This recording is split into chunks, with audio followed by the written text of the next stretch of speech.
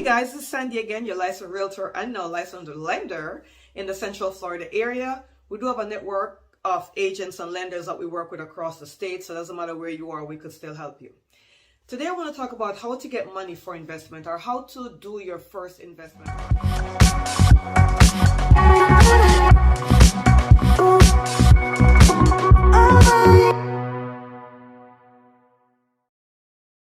I want to talk about how to get money for investment or how to do your first investment property. How do you go about doing that? How do you finance it? How do you get the money for the down payment of doing this? And this is a great topic because I'm also a real estate investor, right? And I started out with nothing. As a matter of fact, my first property I bought was an investment property. It was a 4-family with 2 commercial units on the bottom floor back in New York. And I didn't come up with this genius idea on my own. I had a mentor that helped me to achieve this. So I want to do the same thing for you. So let's talk about how to get funds for real estate investment.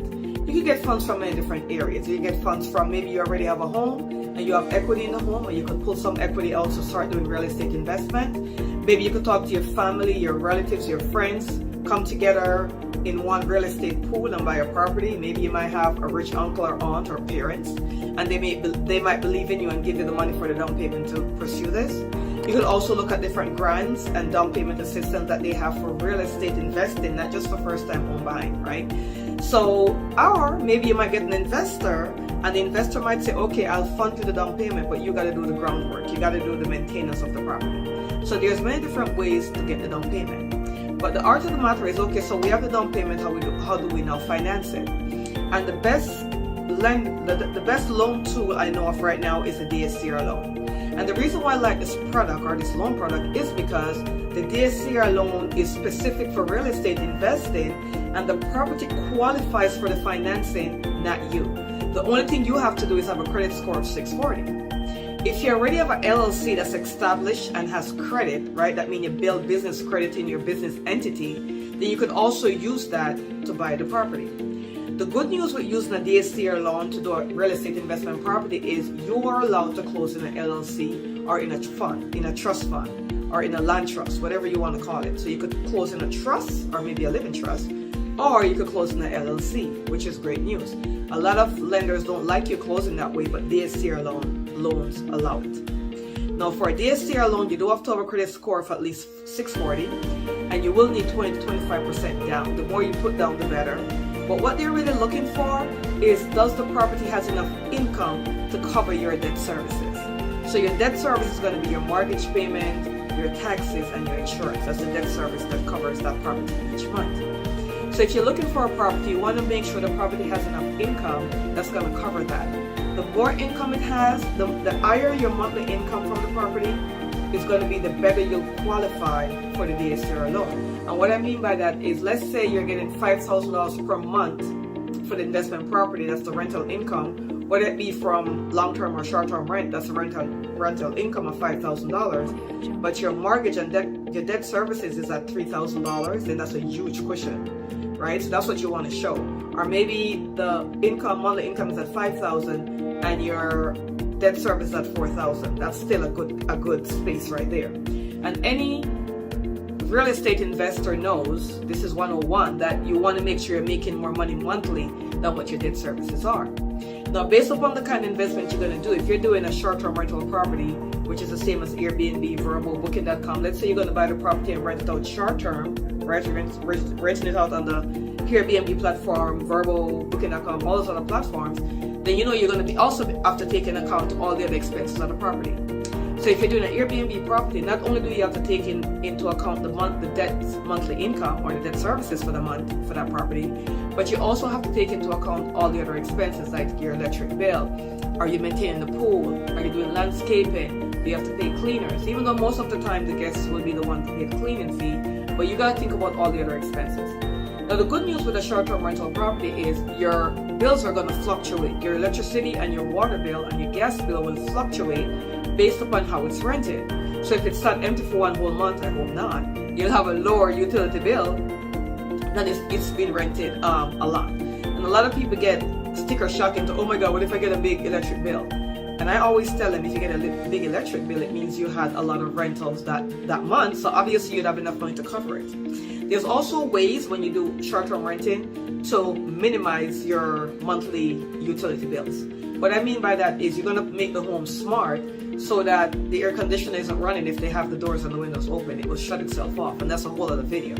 But if you're making a smart home and you're putting all the stuff in it to minimize your monthly expenses or your monthly utility bills, you won't have to worry about that.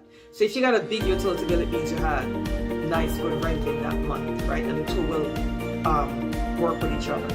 So that's one of the things to look at. Now let's say it's long-term renting. So if it's long-term renting, you have a tenant, they're paying you, let's say $4,000 a month in rent. They're taking care of most of the bills. The only thing you're doing is covering the debt service, which is the mortgage, the taxes, and the insurance. And maybe you're covering the loan possibly. Maybe you're covering the HOA.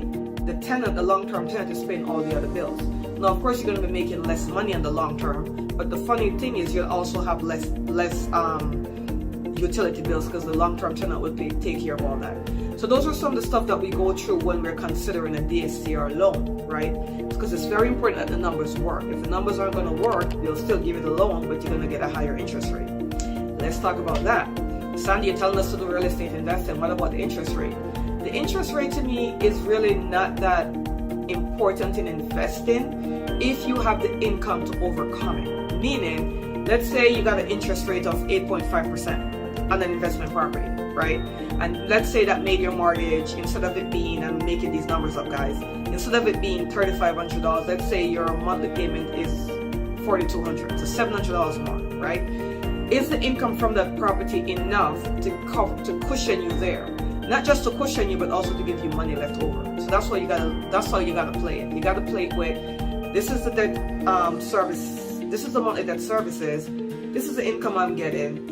Do I have enough, right? And the DSCR underwriters, that's what they're going to be looking at. They're going to be looking at what is the market rent for the area and also how much your mortgage payment is going to be, and they're going to see how you qualify, and that will determine the interest rate you get. So the more money you're getting out of the property monthly to cover your debt services and also have more money left over, the better the interest rate. That's all they're going to look at. That's how they play the game. Of course, they're going to look at the regular interest rate on the market, but for the real estate investment property, the interest rate is also going to play a role in your income versus the debt services for that month, if that makes sense. Now remember, you can always give us a call, send us a text, 407-791-4713. If you want to schedule a Zoom call where we get into more details of how the DSCR loan work, how to purchase your first real estate investment property, and also how to position it. What does that look like, right? Also, you could buy points down. So the more points you're buying down, the more you're going to lower your interest rate. What do I mean by that? Let's say the bank said, okay, based upon your scenario, we're going to give you 8.5% interest rate, but you're able to buy some of that point down. So if you do 1 point or 2 discount point or 3 discount point, it's going to be a price per point, obviously. But let's say you're able to buy 3 points down. Let's say if you bought the 3 points down, it brought your interest rate now to 7.5 instead of 8.5 or 7%. Each lender will be different. That's why I cannot give you specific numbers. So I can just give you scenarios. So there are different scenarios that we run in the lending world to see what makes better sense for you. Maybe the bank is saying, okay, we're going to give you a 7% interest rate, but with that is going to come a 3-year prepayment penalty. So what they're saying is we'll give you 7% interest rate, but you cannot pay off the loan in 3 years. You got to keep the loan for at least 3 years. And if you keep the years for these 3 years, then we'll keep the interest rate at that price on over a 30-year fix, right? That's another scenario. So it's based upon what they're telling you, based upon what the income is, the property is qualified for, that's going to make sense, right? So there are different scenarios that we look at. However, real estate investing is a great way to go because guess what? With a real estate invested property, not only are you making income from the property is also appreciating for the most part, right? Because even if the market drops, it's going to come back up, right? It really is. That's just how real estate works. If that was not the case, we would still be buying properties for $20,000 and $30,000 like way back in the 1900s somewhere, right? So this is how you got to look at it. So I don't want to make this video so lengthy. So if you want to get more information, guys, some information should be on the video or down here to give us a call. We'll schedule a Zoom call with you and we go over all the details. or you could obviously come in our office if you're local. We are in the Central Florida area. We're between Clearmount, Orlando, and Kissimmee, that kind of area. We go all over Central Florida. So, again, my name is Sandy. Thank you so much for listening, and I'll see you in the next video. For watching. Thank you so much for watching. I'll see you in the next video.